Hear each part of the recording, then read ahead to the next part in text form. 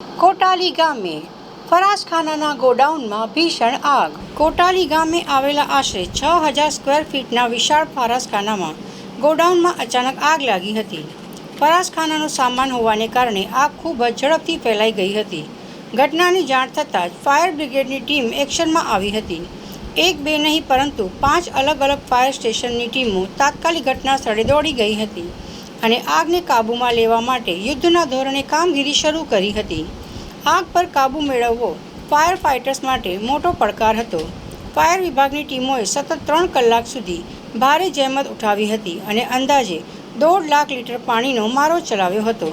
ત્યારે જઈને આ ભીષણ આગ પર માંડ કાબૂ મેળવી શકાયો હતો. આ ભયાનક અકસ્માતમાં 6,000 સ્ક્વેર ફીટના આ વિશાળ ગોડાઉનમાં રાખેલો ફરાસખાનાનો તમામ સામાન બળીને ખાખ થઈ ગયો છે. ગોડાઉનને મોટા પાયે નુકસાન થયું છે અને લાખો રૂપિયાનો સામાન બરબાદ થઈ ગયો હોવાની આશંકા સેવાઈ રહી છે. સદનસીબે હજુ સુધી કોઈ જાનહાનિના સમાચાર આવ્યા નથી.